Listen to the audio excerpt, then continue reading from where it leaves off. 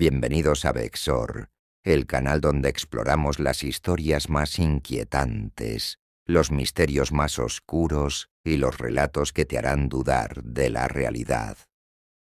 A partir de hoy, en esta sección de historias de terror y suspenso, estaremos utilizando una nueva voz para narrar los casos. Esto no es un simple cambio, sino una mejora pensada para ofrecerles una experiencia más envolvente e inmersiva, donde cada detalle, cada susurro y cada sombra cobren vida de la forma más impactante posible. Comenzamos con 30 minutos de relatos aterradores, perfectos para escuchar antes de dormir, mientras conduces de noche o si estás en un turno nocturno de trabajo. Así que, prepárate. Apaga las luces, ponte los audífonos y sumérgete en la primera historia narrada con esta nueva voz. Antes de continuar, quiero darle la bienvenida a los nuevos integrantes de la comunidad Vexor, invitándoles a que se suscriban, a que no se asusten y presionen el botón de like.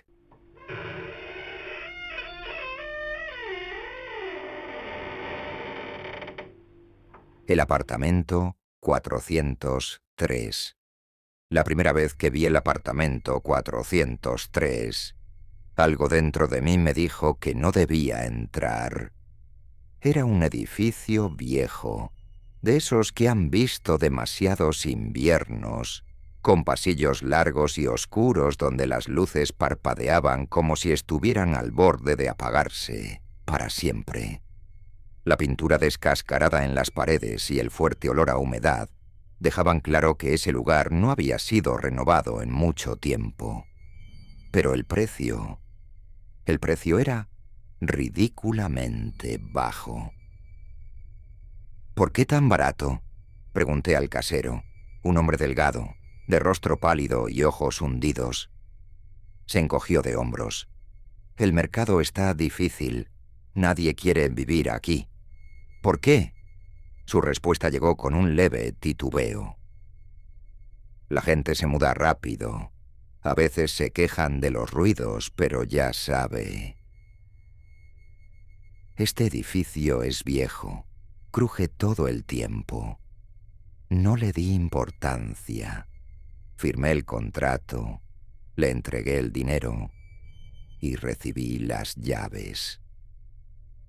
Al instalarme, noté que el apartamento tenía algo extraño. No era solo la sensación de estar siendo observado. Era más bien un peso en el ambiente, una densidad en el aire que hacía difícil respirar. Pero me convencí de que eran solo nervios. Nueva ciudad, nuevo hogar, era normal sentirse extraño. A la medianoche me acosté. La cama estaba dura, el aire frío y el sonido del viento filtrándose por la ventana me arrulló hasta quedarme dormido. Pero algo me despertó a las 3:03 de la mañana. Un ruido. Un susurro. Vino del armario. Abrí los ojos con el corazón latiéndome en los oídos. La puerta del armario estaba entreabierta. Estoy seguro de que la había cerrado. Tragué saliva y me incorporé lentamente. La habitación estaba en penumbras, pero la poca luz de la farola de la calle se colaba por la ventana, proyectando sombras retorcidas en las paredes. Respiré hondo y me levanté. Caminé hasta el armario y lo abrí de golpe. Nada. Solo mis camisas colgadas y una maleta sin desempacar. Me reí de mí mismo. ¿El viento o mi imaginación? Pero cuando me giré para volver a la cama, el sonido regresó. Un susurro, helado y claro, justo a mi oído. No debiste abrir la puerta. Un escalofrío me recorrió la espalda. Me di la vuelta, esperando ver a alguien detrás de mí, pero no había nadie. El silencio en la habitación era absoluto, demasiado absoluto. Pero entonces, el armario se cerró de golpe No corrí, no grité, no me moví, solo me quedé ahí, temblando, con la respiración entrecortada. Algo no estaba bien en el apartamento 403. Los días pasaban y el sentimiento de inquietud crecía. Cada noche, a las 3:03 de la mañana, los ruidos volvían. A veces eran susurros, a veces golpes suaves en las paredes. Pero lo peor llegó en la cuarta noche. Me desperté sintiendo un peso en el pecho, como si alguien estuviera sentado sobre mí. Abrí los ojos, pero no podía moverme. En la penumbra, una figura oscura se alzaba al pie de mi cama, alta, delgada, con extremidades anormalmente largas. No tenía rostro, solo un vacío oscuro donde deberían estar los ojos y la boca. Intenté gritar, pero no podía. Mis labios no se movían. El ser se inclinó lentamente hacia mí. Su presencia era abrumadora, sofocante. Y entonces lo escuché de nuevo. No debiste abrir la puerta.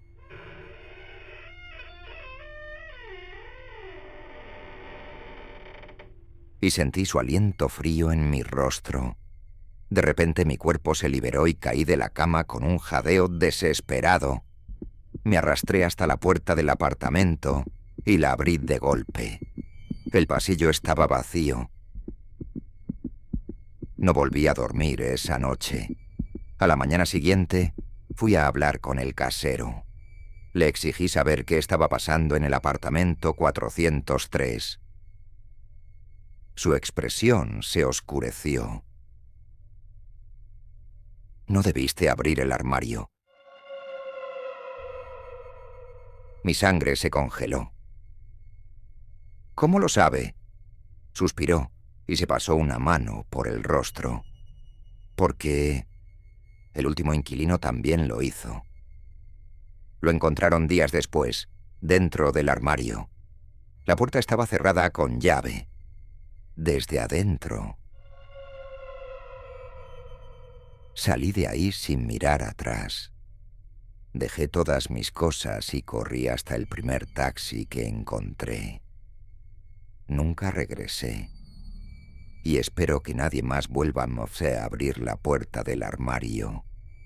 En el apartamento 403.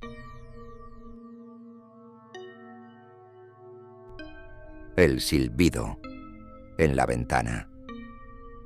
Todo comenzó con un silbido. Era suave, casi imperceptible, como el viento colándose entre las rendijas de la ventana. Me despertó a eso de las 2:43 de la mañana. Al principio, no le di importancia. Vivía en un apartamento en la ciudad, en un piso alto, lejos de la calle. Podría ser cualquier cosa. Pero cuando me levanté a beber agua, sentí algo raro. El silbido no venía de afuera, venía de adentro, de la sala. Traté de ignorarlo. Me metí de nuevo en la cama y cerré los ojos, pero justo cuando el sueño comenzaba a arrastrarme de vuelta, el silbido sonó otra vez. Más cerca, abrí los ojos de golpe y mi piel se erizó. El sonido venía de la ventana de mi habitación. Giré la cabeza lentamente. La cortina estaba cerrada, pero vi algo. Una sombra al otro lado. No podía ser posible. Vivía en un piso 12.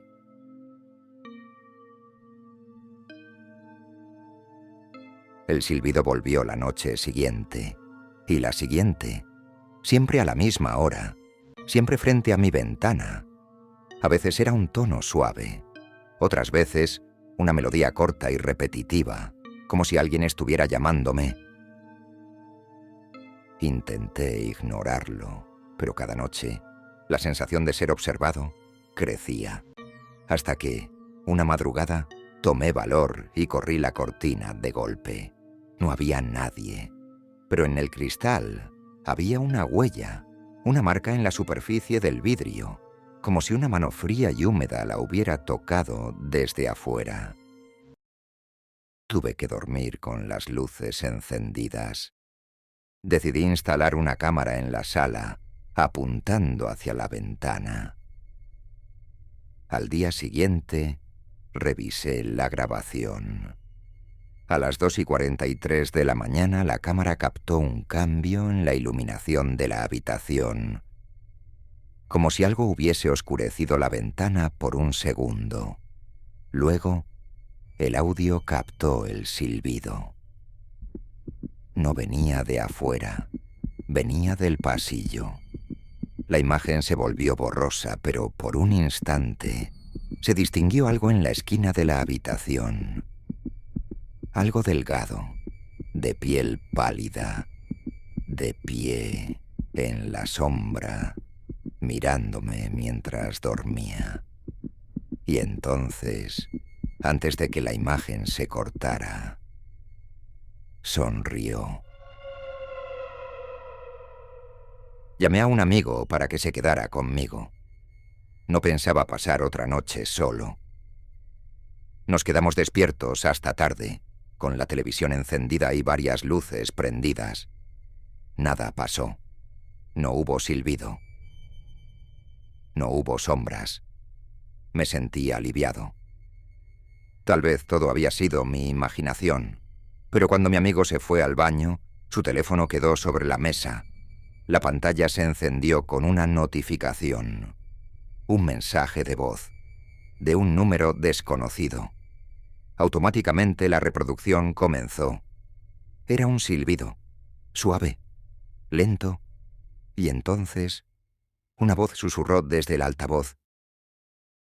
«No te preocupes, ahora ya sé cómo encontrarte». Se cortó. El aire se volvió pesado. La televisión parpadeó. Y justo en la ventana, entre la tenue luz de la ciudad, una sombra apareció al otro lado del cristal, silbando. El trabajo soñado. Cuando Gabriel Ocampo vio el anuncio, supo que era el trabajo perfecto para él. Se busca cuidador para una propiedad en las montañas. Trabajo sencillo, sin supervisión, buen salario. Después de meses sin empleo, no dudó en enviar su solicitud. Días después, recibió la respuesta. Una empresa inmobiliaria le ofrecía vivir en una cabaña en el bosque mientras la casa principal, a unos metros de distancia, esperaba a ser vendida. Solo debía mantener el lugar en orden, cortar el césped y asegurarse de que nadie entrara. Nada complicado. El sueldo era bueno, la ubicación era tranquila, y después de años de estrés en la ciudad, pensó que le haría bien un tiempo a solas. No tenía idea del error que estaba cometiendo. Los primeros días fueron tranquilos. Gabriel limpiaba la casa principal durante el día y pasaba las tardes en la cabaña. El bosque era silencioso, el aire puro y la soledad extrañamente relajante. Pero en la tercera noche se despertó sin razón aparente. Miró el reloj. 2:38 a.m. Había un olor extraño en la habitación. No era moho ni madera húmeda. Era algo más dulzón, como carne en descomposición. Se levantó, encendió la luz y revisó la cabaña. Nada. Volvió a acostarse, tratando de convencerse de que solo era su imaginación. Pero cuando apagó la luz, lo escuchó. Un sonido leve, como si alguien rascara la pared desde afuera. Se quedó inmóvil. El sonido duró unos segundos y luego se detuvo. No volvió a escuchar nada esa noche. A la mañana siguiente, Gabriel fue a revisar la casa principal. Cuando llegó a la puerta trasera, se detuvo en seco. Estaba abierta. Él estaba seguro de que la había cerrado con llave el día anterior. Entró con cautela. El interior estaba en orden, pero el aire se sentía extrañamente pesado. Subió al segundo piso y revisó las habitaciones. Todo parecía normal, hasta que llegó al último cuarto. Había una silla en el centro de la habitación. No recordaba haberla visto antes. Sobre ella, un cuaderno abierto. En la página había una sola frase escrita: «No abras la puerta si llaman». Un escalofrío recorrió su espalda. No recordaba haber visto ese cuaderno antes.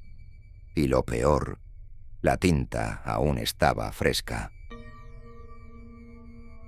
Esa noche, se encerró en la cabaña más temprano de lo normal. Intentó convencerse de que alguien debía haber entrado y dejado la nota como una broma. Pero entonces, a las 2:38 de la mañana, despertó de golpe. El olor estaba ahí otra vez. Pero esta vez era más fuerte. Se tapó la nariz y se levantó. Pero antes de que pudiera hacer nada, alguien tocó la puerta.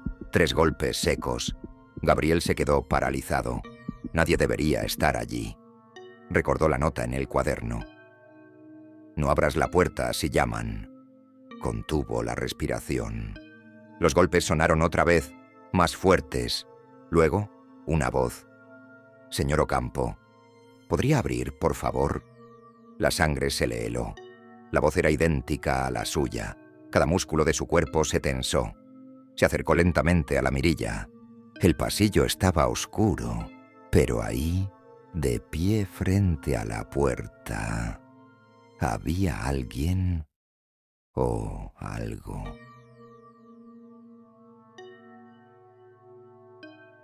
Era su mismo rostro, pero algo estaba mal. Los ojos eran demasiado grandes, la piel demasiado pálida, y la boca se extendía demasiado al sonreír. La voz volvió a sonar, más baja. «Abra la puerta, señor Ocampo. No quiero quedarme afuera». Gabriel se cubrió la boca para no gritar. No abrió la puerta, no movió un solo músculo. Y después de un largo minuto de silencio, la cosa se fue. A la mañana siguiente, Gabriel hizo su maleta. No llamó a la inmobiliaria, no recogió su pago. Solo tomó su auto y se fue. Cuando llegó a la ciudad, buscó en internet información sobre la casa. No encontró nada. La dirección no existía en los registros, ni la empresa, ni el trabajo que había aceptado. Pero lo peor llegó cuando sacó su billetera. Dentro había una nota doblada, la misma caligrafía del cuaderno, el mismo mensaje. «No abras la puerta si llaman». Gabriel sintió un escalofrío. Y en ese momento, su celular vibró con un mensaje de un número desconocido. Era una foto. La puerta de su apartamento. Y al otro lado, alguien con su mismo rostro, esperando.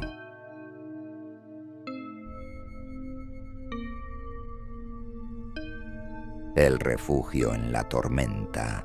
Era el fin de semana del Día de Acción de Gracias, y el tráfico en la carretera interestatal era una pesadilla. Eduardo, su esposa Lucía y su mejor amigo Hugo habían salido tarde de la ciudad. Su plan era conducir durante toda la noche para llegar a la casa de los padres de Eduardo en un pueblo a 5 horas de distancia. Llevaban ya 3 horas en la carretera y una tormenta de nieve inesperada comenzaba a cubrir el camino. «Esto no estaba en el pronóstico», murmuró Lucía, mirando por la ventana empañada. «Tal vez deberíamos buscar un hotel y seguir en la mañana», sugirió Hugo desde el asiento trasero. Eduardo negó con la cabeza. «Falta poco. Podemos seguir». Pero la tormenta se intensificó. La visibilidad se redujo a casi cero, y luego, en una curva cerrada, Las luces del auto iluminaron algo en medio del camino. Una mujer parada en la nieve, vestida con un abrigo negro. Eduardo pisó los frenos y el auto patinó antes de detenerse a pocos metros de ella. Lucía gritó: «¡Casi la atropellas!». La mujer no se movió, solo se quedó ahí, inmóvil, con la cabeza ligeramente inclinada. Hugo bajó la ventanilla. «Señora, ¿está bien?». La mujer no respondió. Lucía se estremeció. «No me gusta esto». En ese momento, las luces del auto iluminaron un letrero en la carretera. «Refugio para viajeros, 2 millas». Eduardo dudó, pero el frío era insoportable y la tormenta solo empeoraba. Decidió avanzar lentamente, dejando atrás a la extraña mujer en la nieve. A los pocos minutos encontraron el refugio. Era una construcción antigua de piedra, con una luz tenue parpadeando en la entrada. Un cartel decía: «Bienvenidos. Pase la noche y continúe su viaje con seguridad». Lucía fue la primera en bajar. «Solo hasta que pase la tormenta», dijo con un escalofrío. Al entrar se encontraron con una gran sala común, con chimenea, sofás viejos y varias puertas que llevaban a pequeñas habitaciones. Había 3 personas dentro. 1. Un hombre mayor, con gafas gruesas y abrigo largo. 2. Una mujer joven que miraba su teléfono sin levantar la vista. 3. Un niño sentado en el suelo, dibujando con crayones en un cuaderno. El hombre mayor se levantó y sonrió. «Parece que no somos los únicos atrapados por la tormenta. Bienvenidos». Eduardo le estrechó la mano. «Gracias. Solo nos quedaremos hasta que mejore el clima». Nadie mencionó a la mujer en la carretera. Pero cuando Lucía se quitó el abrigo, notó algo inquietante. El niño la estaba dibujando. Y en el papel, detrás de ella, había una figura oscura, de pie en la nieve. La noche avanzó. La tormenta rugía afuera, cubriendo todo con una capa gruesa de nieve. En la chimenea, el fuego crujía, pero la sala se sentía extrañamente fría. Eduardo intentó hablar con la mujer del teléfono, pero ella apenas murmuró: «No deberíamos estar aquí». Hugo se sirvió un café de la mesa común y se acercó al hombre mayor. «¿Cuánto tiempo lleva aquí?». El anciano lo miró fijamente antes de responder. «Desde hace mucho». Hugo frunció el ceño. «¿Cómo cuánto?». «Desde la última tormenta». Lucía sintió un escalofrío. «¿Cuándo fue eso?». El anciano sonrió. «No lo recuerdo. A medianoche el niño se quedó dormido en el sofá. Lucía y Eduardo decidieron descansar en una de las habitaciones. Hugo se quedó en la sala, jugando con su celular. Pero a las pocas horas, algo los despertó. Un golpe seco en la puerta. Eduardo se incorporó. «¿Hugo?». Nadie respondió. Se levantó con cuidado y se acercó a la puerta. La abrió lentamente. El pasillo estaba oscuro, pero lo que vio lo hizo congelarse. Todas las demás puertas estaban abiertas y las habitaciones vacías. El anciano, la mujer, el niño, ya no estaban. Corrió a despertar a Lucía y bajaron a la sala. Hugo estaba ahí, pálido como un muerto. «Tenemos que irnos», susurró. «¿Qué pasa?». Hugo temblaba. «Fui al baño y vi la pared del pasillo». «¿Y?». Él tragó saliva. Había fotos antiguas, de personas atrapadas por la tormenta. Eduardo no entendía. ¿Y qué tiene eso de raro? Hugo lo miró con terror. «Nosotros estábamos en las fotos». Un golpe seco los hizo voltear. La puerta del refugio estaba abierta de par en par, y en la entrada, cubierta de nieve, estaba la mujer de la carretera, sonriendo. Lucía dio un paso atrás. «¿Quién eres?». La mujer inclinó la cabeza y con una voz rasposa susurró: «Ustedes ya estuvieron aquí antes». Un viento helado barrió la habitación y las luces parpadearon. Cuando se estabilizaron, el refugio estaba vacío. No había chimenea, no había muebles, solo paredes de piedra viejas y cubiertas de polvo. Y en la entrada, En lugar de la mujer, solo quedaban huellas en la nieve que no llevaban a ningún lado. Sin pensarlo, salieron corriendo al auto. La tormenta había cesado un poco, pero cuando Eduardo miró el refugio por última vez, notó un detalle que hizo que la piel se le erizara. El cartel en la entrada estaba podrido y casi caído al suelo, con las letras apenas legibles. Refugio para viajeros. Última parada. Sin decir una palabra más, Eduardo encendió el motor y se alejaron de ahí. Conducieron sin parar hasta llegar al pueblo. Nunca volvieron a hablar de lo que pasó. Pero cuando revisaron el auto, encontraron algo inquietante en el asiento trasero. El cuaderno del niño. En la última página había un dibujo. 3 figuras saliendo de un refugio, y en el fondo, una sombra alta, mirándolos desde la nieve, esperando. El último tren. El reloj marcaba las 11:50 p.m., cuando Carlos, Mariana, Ernesto y Sofía abordaron el último tren de la noche. Habían pasado el fin de semana en la ciudad y ahora volvían a casa, en un pequeño pueblo a unas 3 horas de distancia. El vagón estaba casi vacío, salvo por unas pocas personas dispersas en los asientos. «Casi no hay pasajeros», comentó Sofía, acomodándose junto a la ventana. Ernesto, que siempre era el más bromista, sonrió. Tal vez porque es el último tren del día, o porque nadie quiere viajar a medianoche. Mariana, su novia, le dio un codazo. «No empieces con tus cuentos raros». Carlos, el más serio del grupo, revisó su teléfono. No había señal. La pantalla del tren mostró la próxima estación. Estación San Mateo, 12:15 de la mañana. Pero algo les llamó la atención. Esa estación no existía.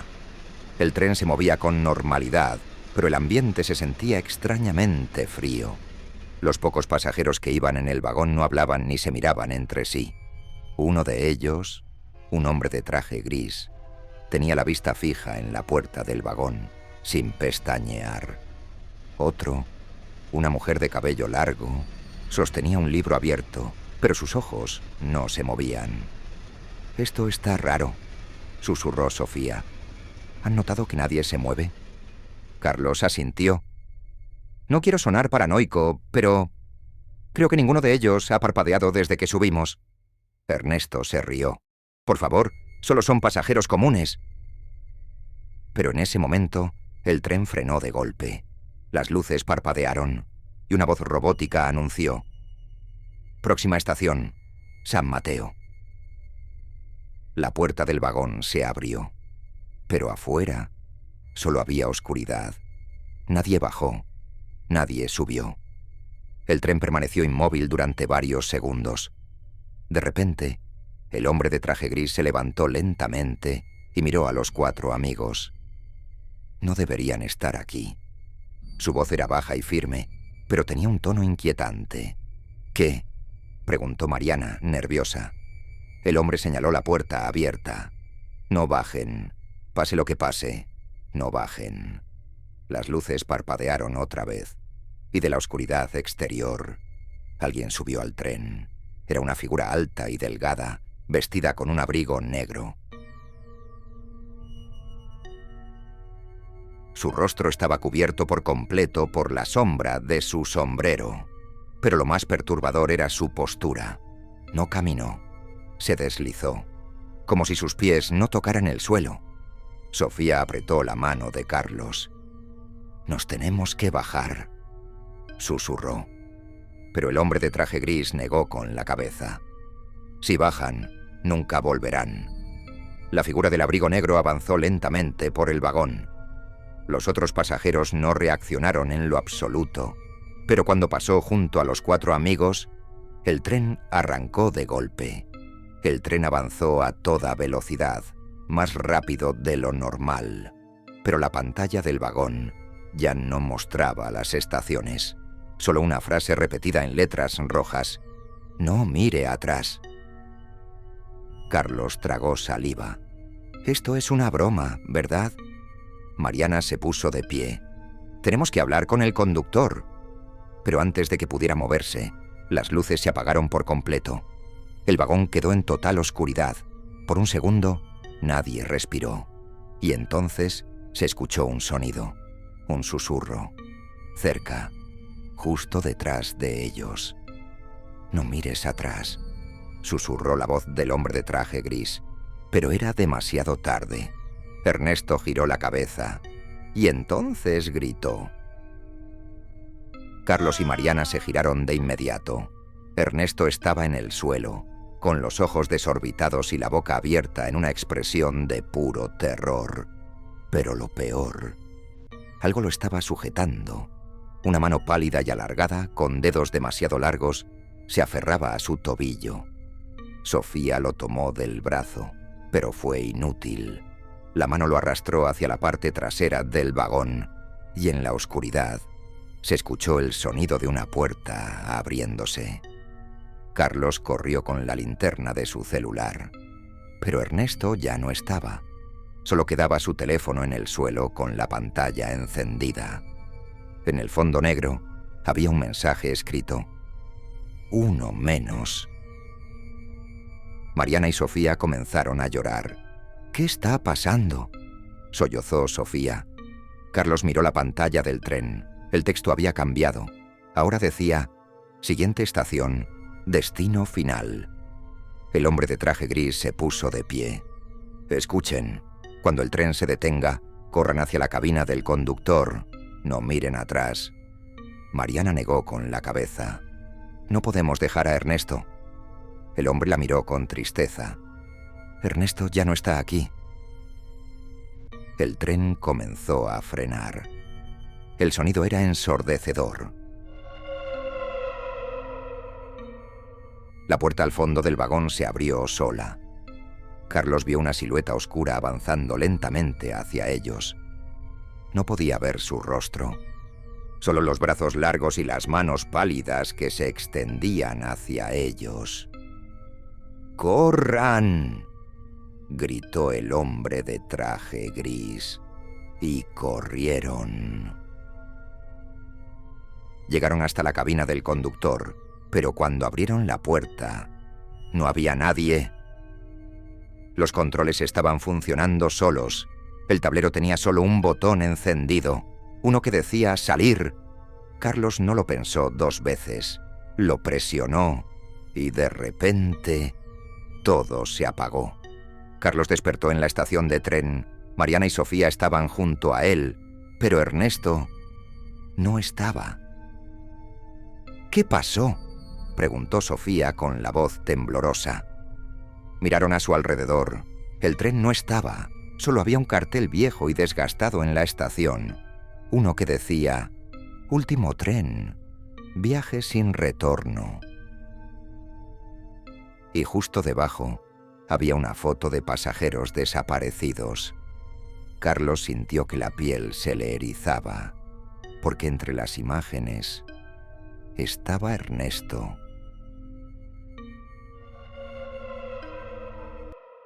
Si disfrutaste esta historia y quieres más relatos escalofriantes, suscríbete a Vexor y activa las notificaciones. Aquí siempre encontrarás lo desconocido, lo inquietante y lo inexplicable. Nos vemos en la próxima historia, si es que aún sigues aquí.